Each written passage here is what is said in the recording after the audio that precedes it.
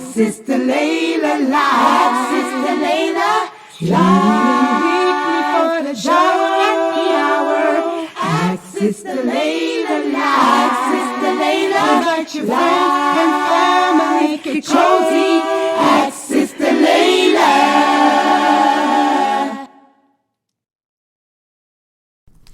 Join us every Friday at 9 p.m. Eastern for the Ask Sister Laila live call-in and answer show.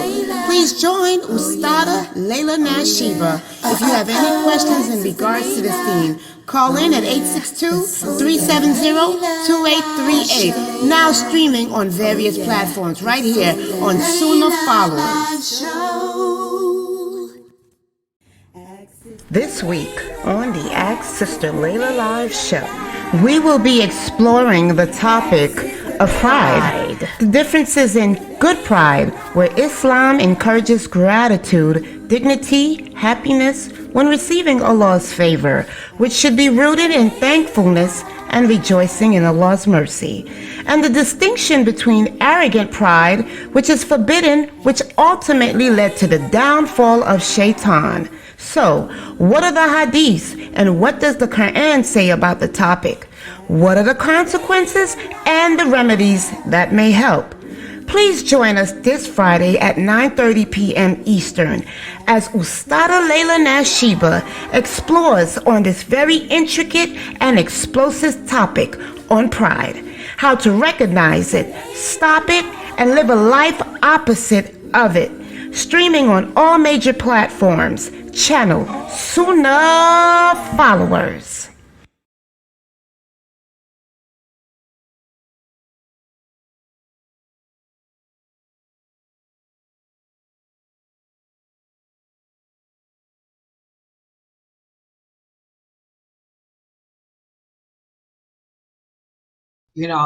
So keep that in mind.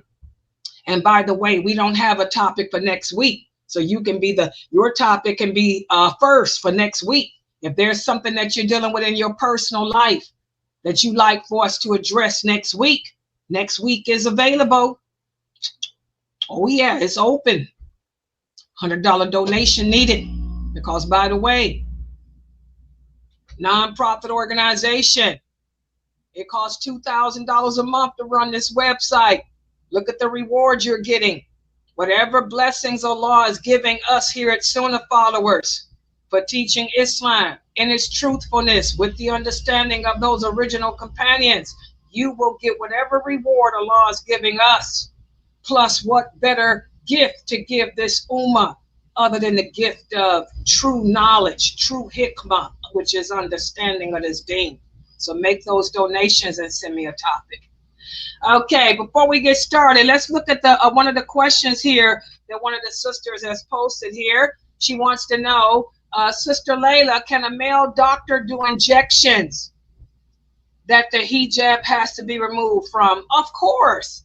I want you guys to know that there's exceptions to everything in Islam. A Muslim woman, we have to cover up. No man who is a stranger can see us uncovered. However, there's exceptions.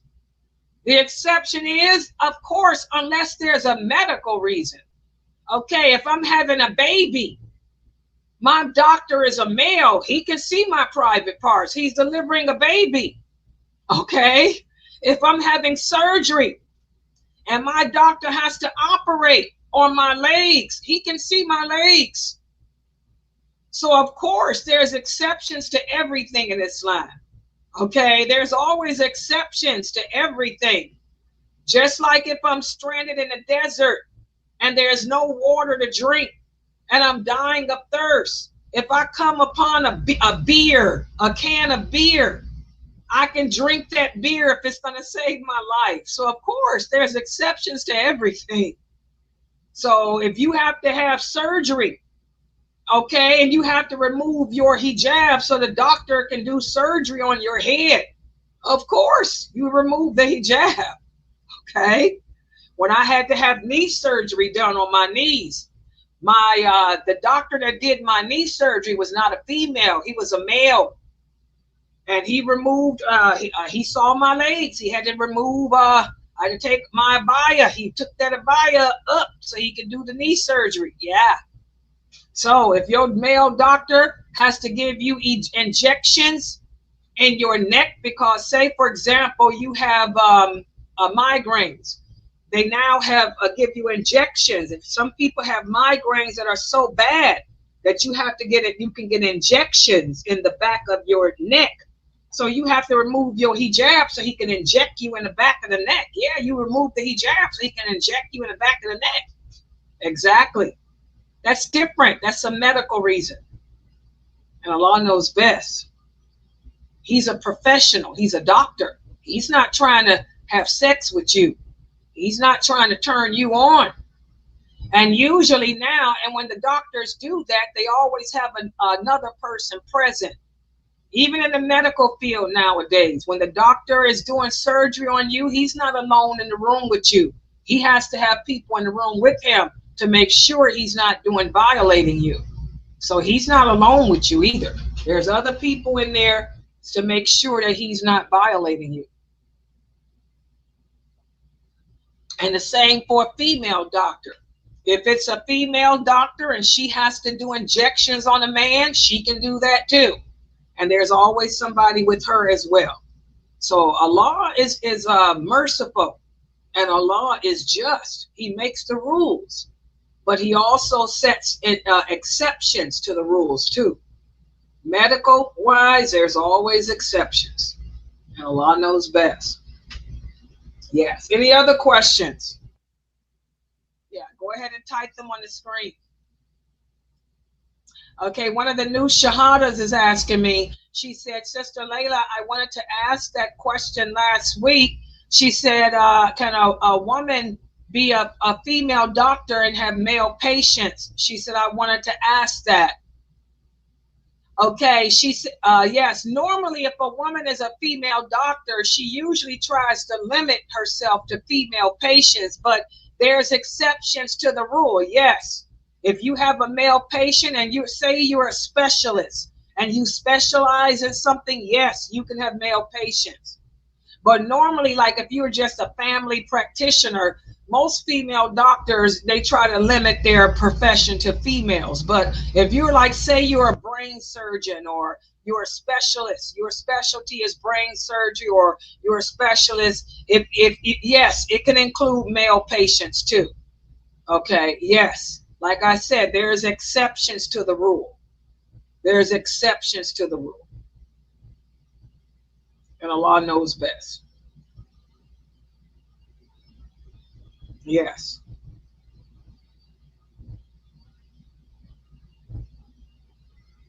Yes. And there's another question too, the nursing. I did answer that last week too. Yes, if you are a nurse and you have to treat a male patient, yes, then you can treat the male patient, because this is medical. This is to save lives. This is the exception. Yes, you can handle male patients. This is professional. This is the exception to the rule. Exactly. And vice versa. Yes, the male nurse, the same thing. This is the exception to the rule. And Allah knows best. Yes. Yeah, Islam is just. Islam is all about justice. Allah is just. Exactly. Now that's why the medical field is such a brilliant profession. And there's blessings in that field, as long as you don't abuse it, because we've heard the cases of non-Muslims who have abused that field, okay? But when we go into that field, we don't go into that field to abuse it. Exactly. Yes, and our topic for tonight is about pride. And like I said, any other questions that you guys have about other issues, just type them on the screen and I'll get to your questions. And if there's any questions on Instagram, let me know. Awa. But yes, here's another one from Sister Hannah. Let me address hers. Sister Hannah wants to know, is it permissible to pray for the deceased on the anniversary of their death by having the family cook food and gather people? No, this is not Islam. This is innovation. And I'm glad that this question comes up a lot, because unfortunately the Muslims today are so far away from practicing correct Islam that this is another one of the reasons why Allah is sending all this calamities upon us. The Prophet Muhammad sallallahu alaihi wasallam buried many of his companions. He lost a lot of good Muslims during the Battle of Badr. He lost a lot of good Muslims during the Battle of Uhud. He lost a lot of good Muslims during the Battle of the Ditch. He lost a lot of good Muslims over and over again. You will not find any hadith on planet Earth that's authentic that says that the Prophet sallallahu alaihi wasallam, nor Abu Bakr, nor Umar radiallahu anha, or any of the companions used to sit around on the anniversary celebrating the birthday or the anniversary of anybody's death, having food and gatherings. So this is not from Islam. This never happened during the Prophet Muhammad sallallahu alaihi wasallam's prophethood, nor did it ever happen during the caliphate of any of the righteous caliphs, nor during the lifetime of any of those original companions. So this is a big innovation. This is shirk. This is also shirk. This is associating partners with Allah. This is an action of disbelief in Allah and everything else.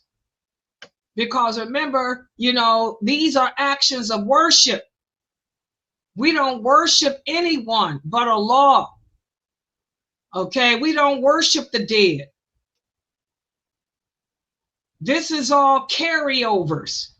As Islam spread throughout Africa, as Islam spread throughout Asia, people converted to Islam and they brought their pagan customs into Islam.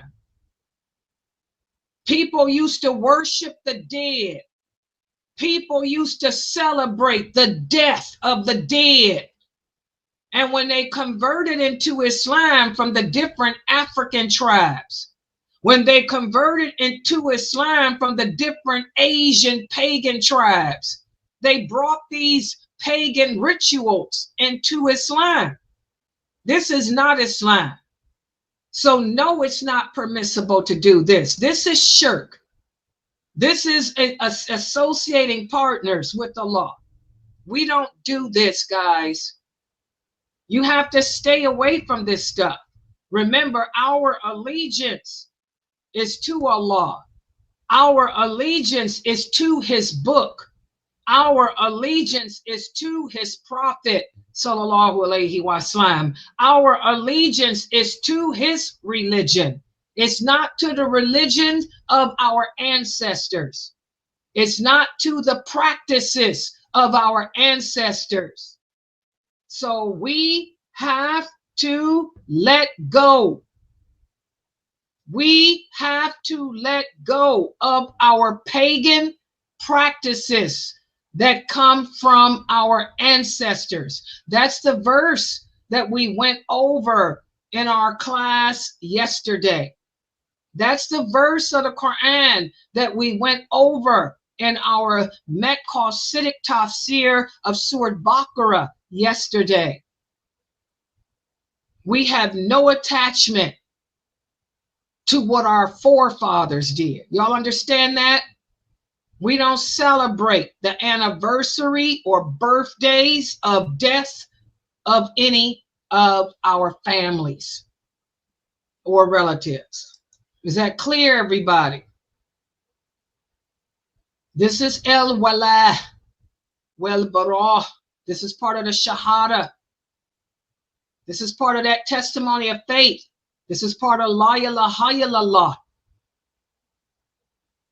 Okay? Okay. All right. By the way, Zarina, let them know that if somebody would like to take the mic to ask a question, they can just let you know, and I'll give them the mic as long as it's an Islamic question and they're not a non-Muslim, because I don't entertain non-Muslims here. This is a website for Muslims. Okay. Let's see. What other questions we have? Yes, Sister Khadija, you are exactly right. Sister Khadija said, this is a word of advice. I feel our sheikhs must be fluent in English if they choose to convey knowledge. Exactly. I agree with you, Sister Khadija. That's why when I grew up here in America, this is why the community that I'm with, they taught us nothing but English. I did not learn how to speak Arabic. My dawah was in strictly grassroots English.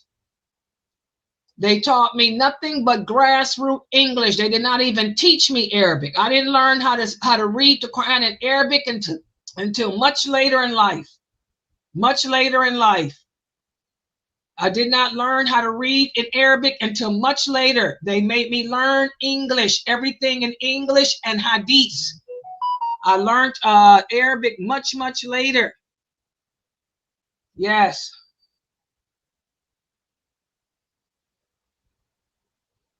I agree. Yeah. Yeah, that's why I'm teaching these books, Sister Khadija. That's why you got me. By the way, sisters, that's why you got Laila Nasheeba here. I'm teaching you guys these books in English. That's why you guys have Laila. I'm teaching y'all these books in plain, simple, grassroots English. I'm teaching y'all these books in grassroots English, and I learned from the best teachers. My teachers are the best. I've had the best teachers. My teachers were better than theirs. That's the truth. My teachers are better than theirs. I'm older than them. Would y'all believe I'm older than these brothers? I've been doing dawah longer than them, and I'm older than them. And my teachers were the best. Oh, yeah. One of my teachers is Yusuf Qardari. Yusuf Qardari was my teacher. Umar El Eshkar was my teacher. And Sheikh Abu Atayib is still my teacher. The best. Three of the best.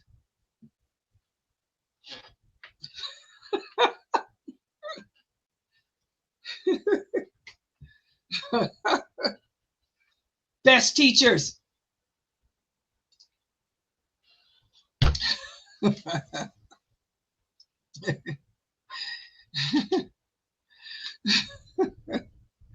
I understand. Yeah. Yeah.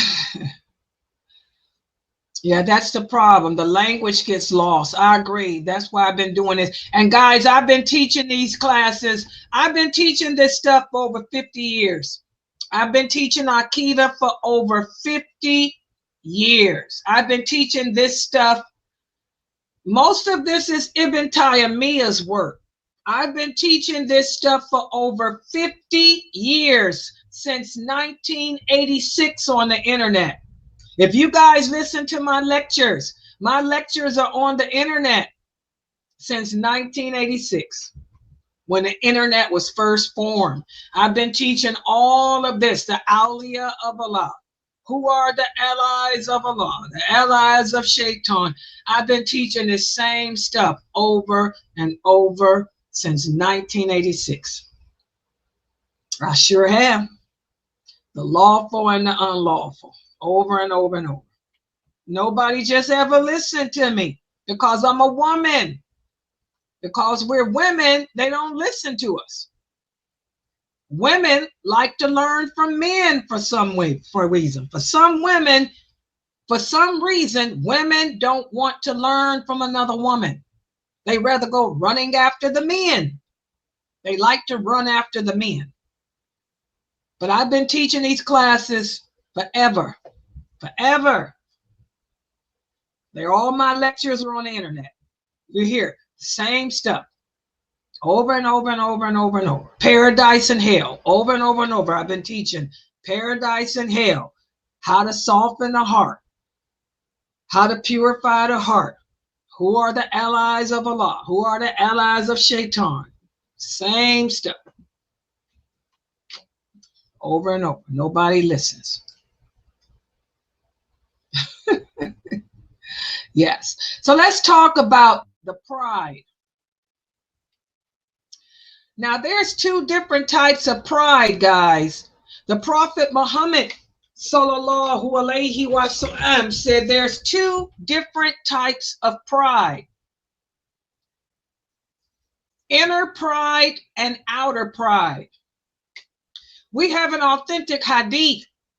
What's the source? Sahih Bukhari. A man came to the Prophet sallallahu alaihi wasallam. He said, "O Prophet of Allah, I like to have nice clothes. I like to have a nice pair of shoes. I take pride in having nice clothes. I take pride in having a nice pair of shoes. I work hard. Allah has given me money. And I like to show my gratitude towards Allah, by buying nice clothes, buying nice shoes. Is that being arrogant? Is that being prideful?" The Prophet sallallahu alaihi wasallam said no. He said you should. Allah likes for us to show our gratitude to him by taking pride in having nice things, nice clothes, nice things. He said pride is when you take the blessings that Allah gives you, and instead of showing gratitude towards Allah for them, you become arrogant. And instead of thanking Allah for the blessings he's given you, you accredit it to yourself, and you become arrogant, and you begin to look down upon others, and you begin to think yourself superior over others. He said, so it becomes outer pride. That hadith is in Sahih Bukhari. So there's nothing wrong with taking pride in your appearance. We're supposed to take pride in our personal appearance. You're supposed to care about how you look, sisters. You're supposed to care about whether or not your clothing is clean, that your clothing is pressed well, that you're put together nicely. Okay? But when you put the clothing on and then think you're all that and a bag of chips and then berate others, that's what's haram. That becomes arrogance. That becomes conceit. That's what's haram. Do you guys understand the difference? A lot of Muslims don't. A lot of Muslims will say, oh, Sister Laila, she's arrogant. She's going to hell because she's so concerned with how well she looks on the camera.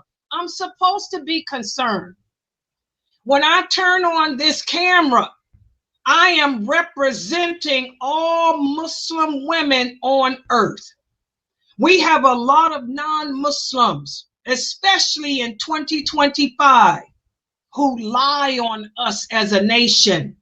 They want the world to think that Muslim women are deprived, that Muslim women are depraved, that we are oppressed, that we can't be beautiful, that we supposed to be filthy, trifling, ugly, and have no concern for our appearance. So I have to set them straight and let them know that's not true.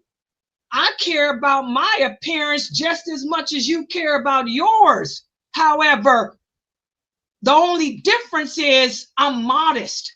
I want to make sure that my skin is covered, that my shape is covered, but I want to be matching. I want everything to be elegant, everything to be covered, everything to be matching with dignity, humility, and balance. That's the difference. I can take pride in my appearance. I don't look down on you. Okay? I'm not arrogant. But I'm grateful towards Allah for creating me, for putting me in this position and making me a Muslim woman, a woman of humility, a woman of dignity, and a woman of balance, where I don't have to be naked to be seen. I don't have to show my women parts to be acknowledged. I thank Allah for giving me a voice and an intellect, and giving me a voice that can shake your heart, where I don't have to shake my body parts to get the attention. I shake you with my voice. I got your attention, and I don't have to strip to do it. So that's the difference. So we have to understand there's inner pride that's based on gratitude towards Allah, and outer pride that's based on arrogance.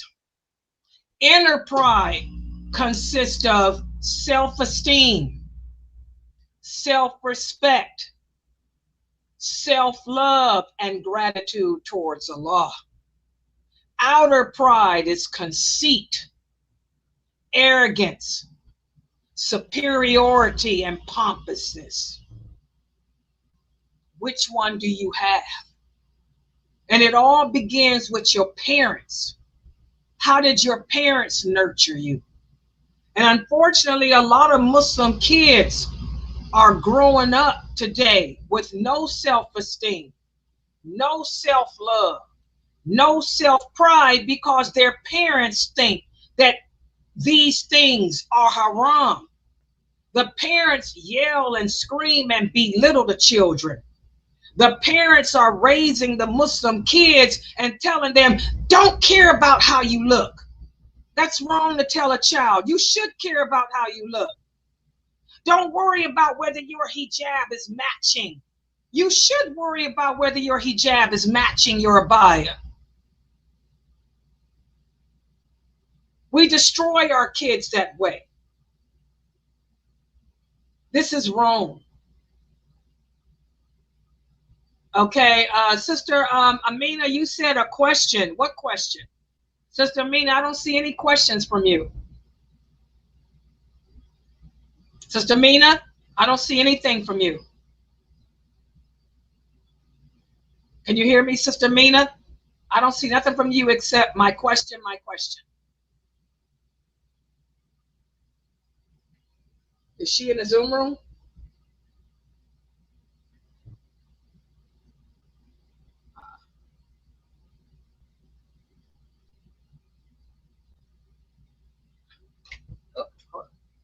Okay. Let me look up. Hold up, y'all. Let me scroll up and see what's going on. I don't have anyone on here to help me.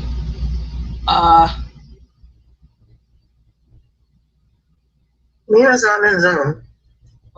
Thank you. You're not going to help me. I'm talking about YouTube.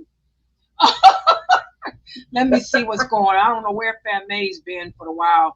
Let me look on YouTube and see what's going on, guys. Okay.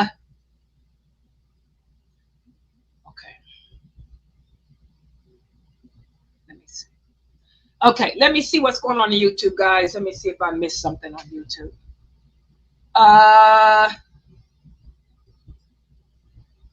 Okay, let's look at YouTube. Here's a question from Sister Aya. She's the one that made this up. She said, how can we tell if our heart is free of pride? Okay, since I talked about the two different types of pride, inner pride and outer pride. Inner pride is self-respect, self-love, self-esteem. Okay, how can we tell if our heart is free of pride? Real easy. If you're walking around thinking that you're better than other people, if you're snubbing your nose down at other people, if you're showing outward signs of arrogance, if you're belittling other people, if you're talking about other people, putting down the good deeds and good works of other people, that's how you know that your heart is not free of pride. Do you understand, Sister Aya? Let me look down here. Aya, are you still in here? Okay. Yeah, I'm here, but I'm driving, so I can't type. Okay, so just listen, just talk. Okay, just talk in here. Can you understand that first answer?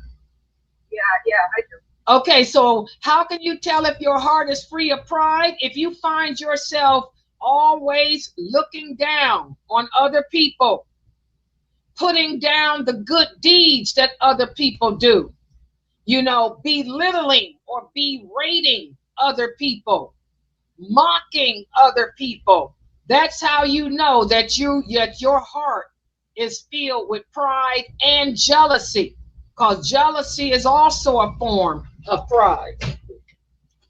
Okay? Her second question, what can you do to rid yourself of pride or arrogance? The Prophet Muhammad sallallahu alaihi wasallam said, if a person finds or discovers that he or she is suffering with a bad characteristic such as arrogance or pride, number one, make dua. Ask Allah to rid you of that bad characteristic. Number two, surround yourself with people who are not arrogant. Number three, pretend that you are not arrogant. And after so long of pretending that you're not arrogant, eventually it'll disappear. Also, be more thankful of the blessings that Allah has given you. Okay? Start thanking Allah for the good things that He's given you. Start saying MashaAllah more. When people compliment you, say MashaAllah. That's a big one. When we say MashaAllah, that prevents the jinn that's assigned to our heart from causing us to become arrogant. Like when people say, oh, Sister Laila, you look so young. I always say, MashaAllah. Oh, Sister Laila, you're so beautiful. MashaAllah. Oh, Sister Laila, I love that kimar you have on. MashaAllah. That keeps you humble. Not only does it keep away the hasad, the envy, but it also keeps your heart humbled. So say MashaAllah whenever people compliment you. Okay? Also, she asked, what steps can we take to become more humble? All the things I just said. That's the same answer. And how can you stop thinking that you're better than someone else because of the accomplishments Allah has given you? Real easy. The Prophet said, think about where you came from. Think about how insignificant you are. Think of the fact that you came from an insignificant sperm drop. Think of where you came from. You came from out of your father's back. You didn't come from out the stars. Your father's back that is so insignificant that it ain't even worth mentioning. And also think about what happens when you die. Better yet, go to a funeral. Go to a funeral home and go look at a dead body. You want to know how you ain't nothing? Go look at a dead body and see what happens when you die. You're nothing. You can't do nothing. You're just a body. You're just a shell. Touch that body if you dare. See how that body can't do nothing. Look at how that body deteriorates. It turns back to dirt. The worms eat it. The ants eat it. The cockroaches eat it. Think about that. The bugs, an insignificant fly, spits on it, urinates on it, eats it. Think about that reality. That'll show you how insignificant you are. You ain't nothing. You're a piece of dirt. You're just a piece of dirt that the insects feed off of. When we think about reality like that, that brings us down to earth to see that we ain't better than nobody else.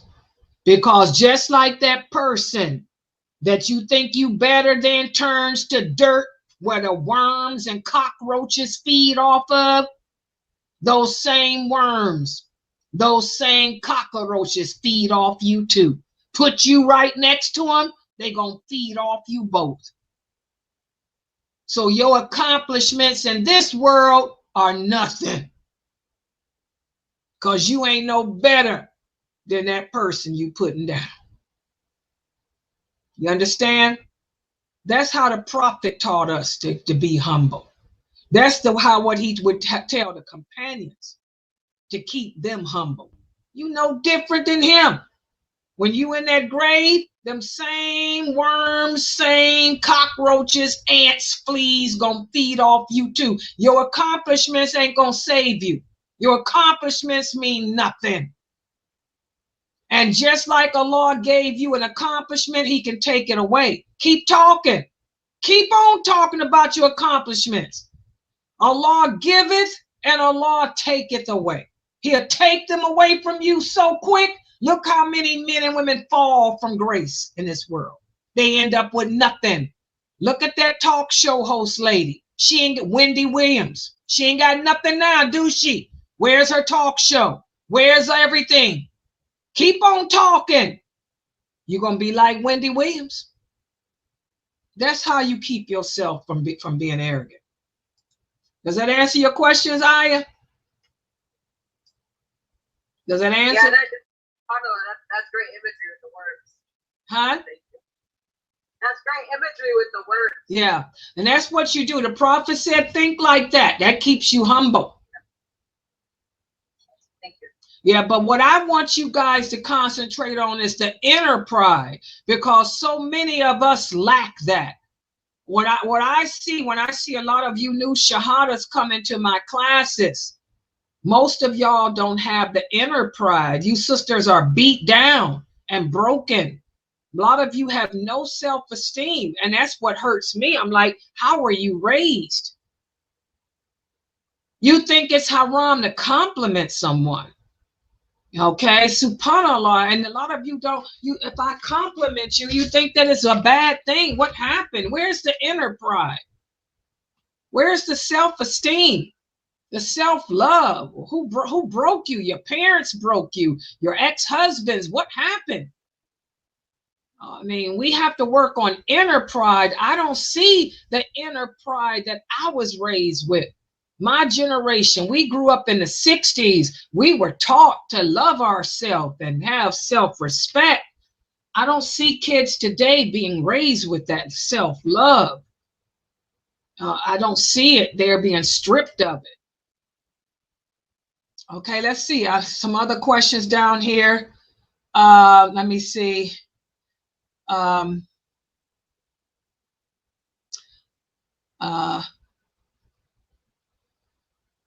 Here's another question. Why are certain knowledgeable? By the way, sheikh. Sheikh is an Arabic word that means old man. What does sheikh mean? It means old man, old wise man. That's what it means in English. It just means old wise man. That's just an Arabic word that means old wise man. Old wise man of Islam. Okay. Like I tell you, sisters, forget these men today are using so many ridiculous titles. They're using titles like Mufti, where if the Prophet Muhammad sallallahu alaihi wasallam were living today, he would tell them, never call yourself a Mufti. Never call yourself Taki, Taqwa. Those are titles we don't call ourselves. So I wouldn't worry about that, Sister Khadijah. Don't worry about that stuff. Islam is strange today. Don't worry about what these brothers call themselves. Just make sure that you don't call your sons none of these things. Okay? But sheikh is an Arabic word that means old wise man. It means old wise man of Islam. Okay? Don't worry about it. Yeah, don't worry about that. Yeah. Yeah. We live in some strange times. Yeah. Mina's question is, before you leave your house to try, I know we can combine your prayers. So do you shorten 2 by 2 or just combine? You don't start the shortening until you actually leave the place of residence, Mina. You can combine, but do the shortening when you actually leave the place of residence. You can combine Dur and Asr. Do the shortening after you leave the place of residence. You hear me, Amina? So you can combine Dur and Asr together. Then once you leave the place of residence, that's when you start the shortening.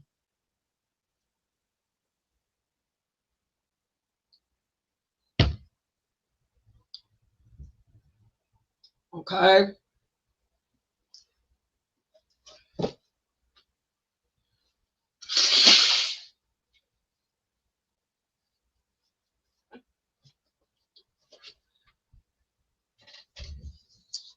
Okay. Did you get, I hope you got the question, Mina. Yeah, just combine them. Just do the, yeah, that's what you do. Okay. So again, guys, pride, pride is the one thing. Pride is a sin of disbelief. Remember, we did I did the class, the series on the sins of disbelief. Shirk does not just mean associating partners with Allah. It also means to disbelieve. And there are many sins of disbelief.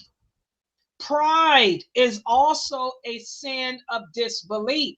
That's why the Prophet sallallahu alaihi wasallam said, anyone who dies with even an ounce of outer pride will never smell the fragrance of paradise. What does that mean? That means that person will never, ever, ever enter into paradise. That means that person will be in the hellfire forever, forever, forever. So you do not want to die an arrogant, prideful person. That's one of the sins of disbelief. Okay, Shaitan is arrogant. So we will have to cleanse our heart of arrogance, of that superiority. looking down on others, thinking that you are better than others. That's why before the Prophet sallallahu alaihi wasallam died, when he gave his farewell speech, he said the Arab is not better than the non-Arab, neither is the black man better than the white man, etc., etc. Allah doesn't look at our outward appearance. He look at the deeds that we do. What distinguishes us are the good deeds.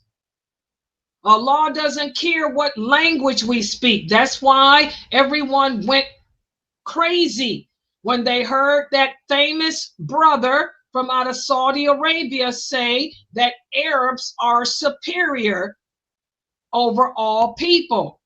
How could he make that statement when the Prophet Muhammad sallallahu alaihi wasallam clearly said in his final speech that the Arab is not superior over anyone else? But he's put out that statement saying that they are. This is nonsense. This is nonsense. Allah doesn't care about what language you speak. And he said that because they speak Arabic, because the Quran was sent down in Arabic, that makes the Arab more superior. Well, guess what, guys? I'm half Arabic, and I'm going to tell y'all something. Most Arabs do not understand the Quran. Most Arabs do not speak Fusha. Most Arabs, when they read the Quran, they have to read the English transliteration of the meaning, because they don't understand Fusha. That's the truth. They speak slang Arabic.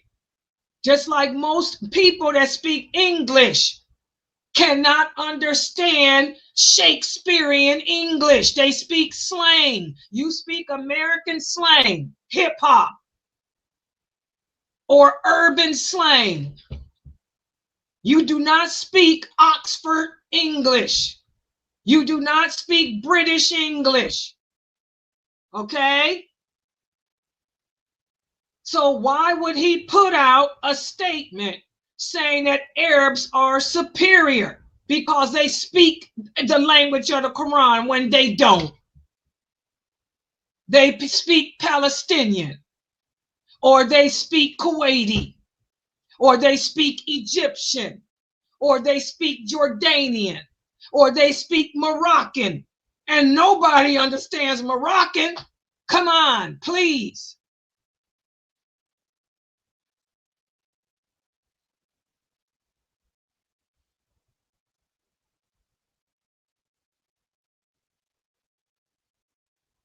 So we have to be careful today, where we take our knowledge and information about Islam from, Okay, here's another question from Sister Rifi. She said, Assalamu alaikum, wa alaikum salam. She said, my son wants to know if we need to follow a madhab, and did the Prophet's wives wear niqab, and do some women wear it? The Prophet's wives did not wear niqab. Niqab is not even part of the Arabic culture. That's not part of Arabic women's culture. No, the Prophet sallallahu alaihi wasallam's wives did not cover their faces. And no, women do not have to wear niqab. Allah is clear in the Quran. Allah says in the Quran, "O you women who believe, draw your kimars over your bosom." We draw them over our bosom. He does not mention face. As Aisha radiyallahu anha said, we women have to cover everything except this. And she raised her hands up. All of a woman's body must be covered except this. This is the same thing that Ibn Abbas, may Allah be pleased with him, said. The same thing Ibn Umar said. The same thing Umar said. Abu Bakr, all the original companions except for Ibn Masud. All the original companions, every single one of the original companions said, all of the woman's body is order except for this. And they all did this. Except for Ibn Masud. The prophet's wives did not cover their faces. That was not part of the Arabic women's dress. That's part of Turkish women's dress, not Arabic women. Okay? The prophet's wives did not cover their faces. I don't know where this comes from, but it's not in any hadith. They didn't do that. What they would do, though, in times of war, when the women would go out, they would go out in a group to answer the call of nature. And they did not want the men to see who was who, because so no one would kidnap any of the women, so no one would know whose wife was who. They would walk out, and as they passed by a group of men, they would do this. Sometimes. Then they take it down. Or what was popular in Arabic women's culture, they wore hoods like this. They bring their hijab forward and do this like you see Laila do. They wore their hood. This was the dress of Arabic women in the 6th century. In the 6th century, Arabic women wore this. You see how Laila looks? We wore hoods. The same way you see the Moroccan women today do still. Egyptian women do the hood thing still too. We wore hoods and we would bring it forward so you couldn't see our eyes.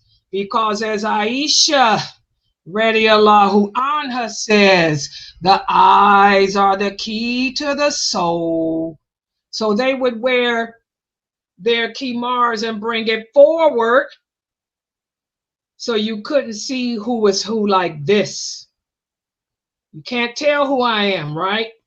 If my eyes are covered, you don't know who I am, because the eyes are the key to the soul. They're unique. When I move my hood back, you can see that I'm Laila, because my eyes are unique.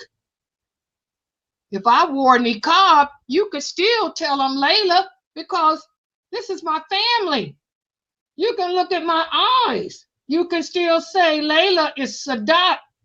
I'm Sadat because of my eyes. That's the Sadat family.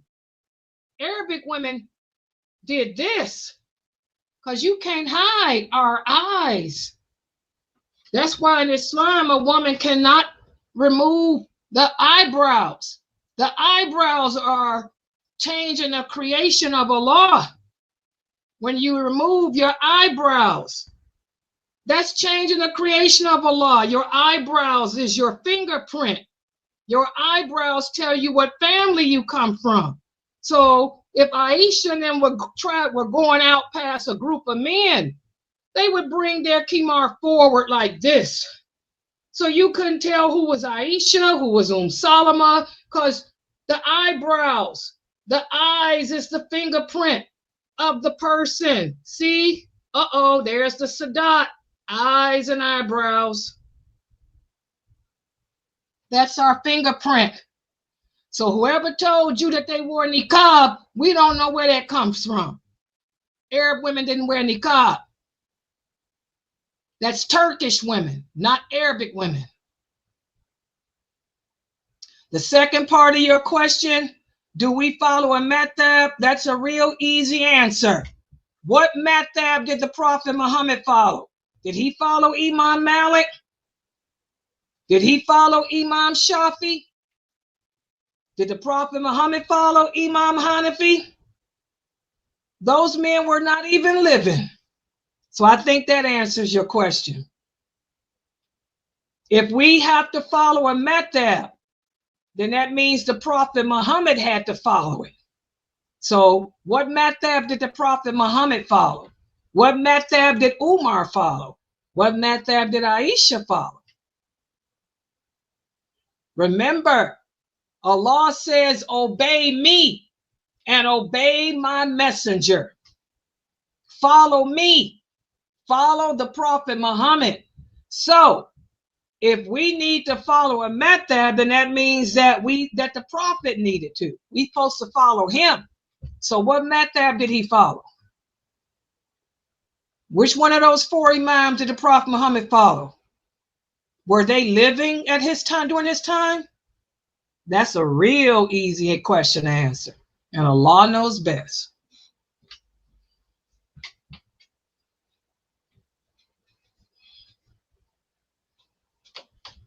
Next question. Any questions in Zoom, in my Zoom room?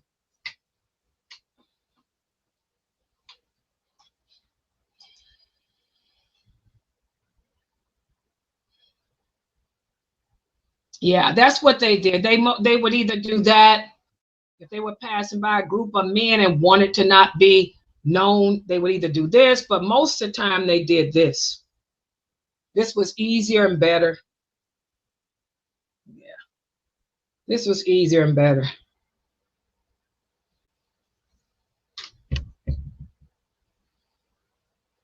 You see it in the movies too. When y'all look at the movies, ain't that how y'all see them doing for the Arabic women? That's what the women in Arabia did. The Arabian women, yeah. Can't tell who they are. You can't tell what family they come from or nothing, because the eyes and the eyebrows. Now do y'all see why that's changing the creation?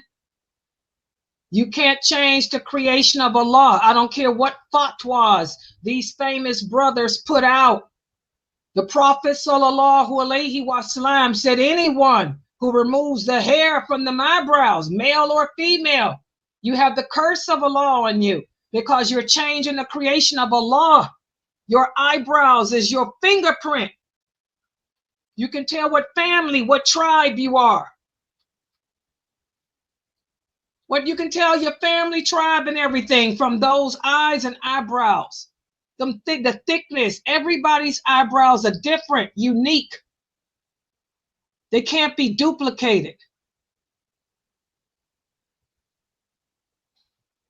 Allah, yeah, makes sense, doesn't it? Exactly. The sister here said, yeah, because everybody, she said, everyone in her family has eyebrows that go up. And yes, that's your fingerprint. Changing the creation, aren't you, by arching them? It makes sense. See the hikmah of Allah. Allah's hikmah, his wisdom. So now you're going to obey Allah, or are you going to obey those brothers in Texas? You're going to obey the brothers in Texas, or are you going to obey Allah? Hikmah. Exactly. Can't nobody outsmart Allah. Yes. Yeah, go ahead, sister. You got some questions in there? Go ahead. You can ask them.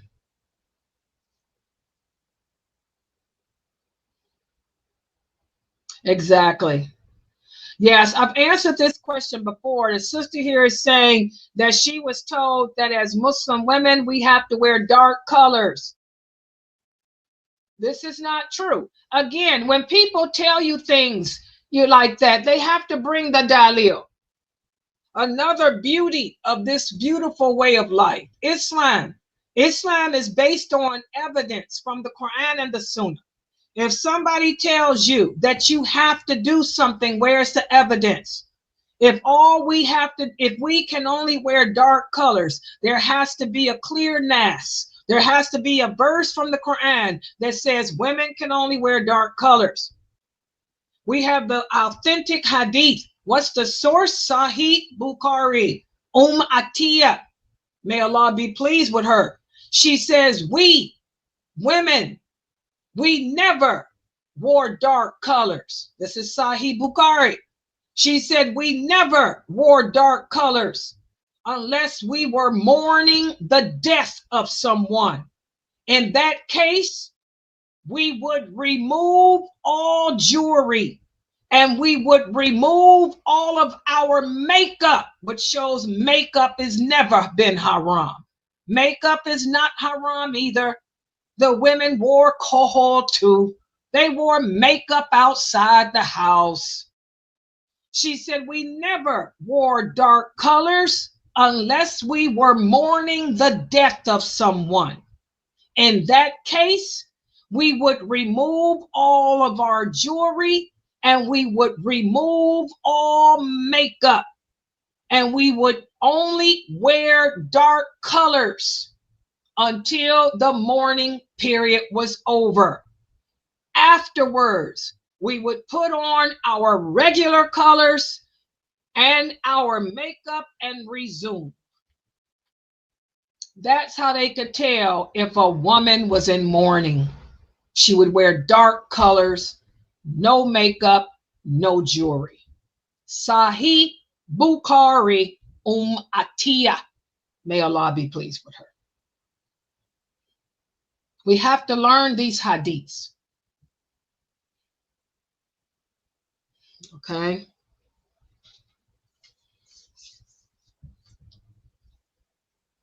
So no, you don't have to walk around in dark colors unless you are mourning the death of someone. Then it's from our sunnah that we wear dark colors to represent that, and no makeup and no jewelry.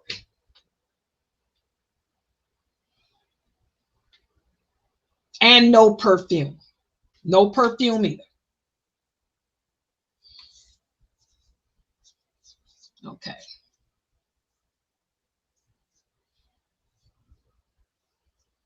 All right. Any other questions?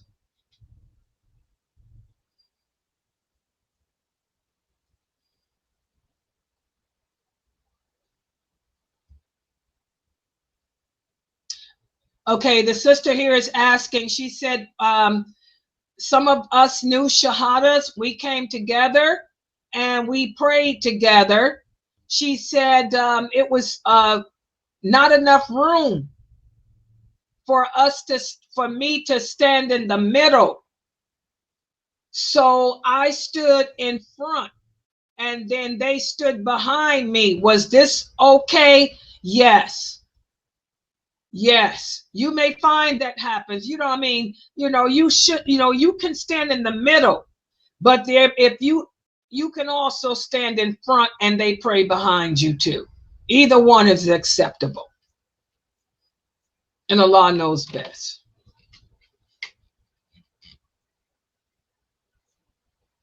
She said one of the sisters called the iqamat. Is that okay? Yes.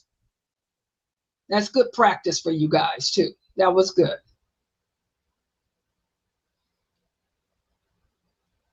She said it was my house, so I led the prayer. That was correct too, right? Yes. Yes. Remember we went over that hadith. You know, it was your home, so you lead the prayer. Now, if you wanted to let someone else lead, you could have. You would relinquish that right to them. Yes, you did the right thing. I'm proud of you. I'm proud of you new shahadas getting together doing that. MashaAllah.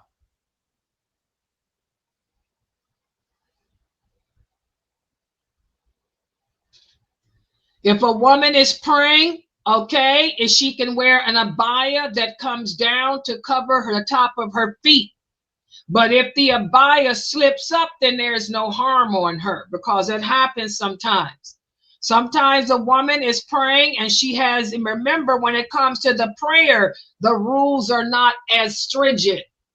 A woman may have an abaya on to cover the top of her feet. Okay. So a lot of times, like for myself, I may have been praying with a abaya on to cover my feet, and I try to stand on top of it. But sometimes when I stand on top of it, maybe it comes undone. The laws of prayer are not, when you're praying, is not as stringent, it's not as strict. So if it comes undone, and it inshallah, it's your intention that counted. So it may not necessarily be invalid. No. Just like when a woman is praying, you know, the clothing doesn't have to be as loose either. So no, brother Shahid. That happens to me a few times. We try to stand on top of the abaya to keep the top of the foot covered. But if it comes undone, Allah still grades us on the intention. And Allah knows best. Yeah, the dress for, and we talked about that when we did the class on prayer. For the woman, praying and dress is not as, the rules are not as strict.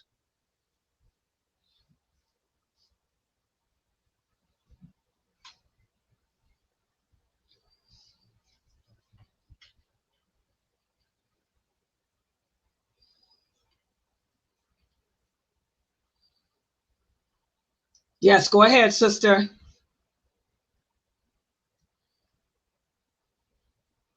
Okay, she said, I remember we talked about how there is no iqamet nor adhan for a woman.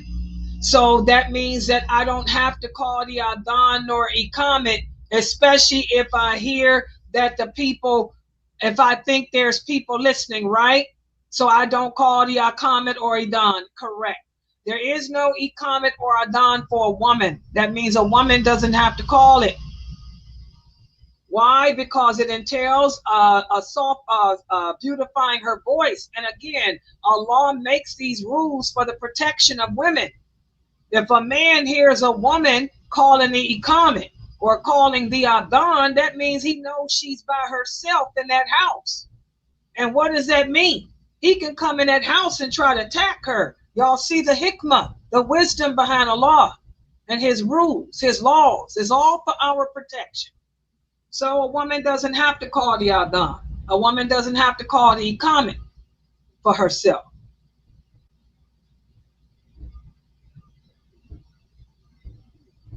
Yeah, a woman doesn't have to call the adhan or iqamet if she's praying by herself. It's for your protection. Some man hear you in there doing that. He knows you by yourself. Next thing you know, he climbing through your window. He knows that if you had a man in that house, you wouldn't have been doing it. Exactly. Everything is for our betterment, our protection. Yes. The sister here said, Allah is so merciful. He really is. Yes, he is. And then you got the non-Muslims trying to tear us down as women, trying to tell us that we're deprived, depraved, and oppressed. No, we're not. We're protected and loved by Allah. If they only knew.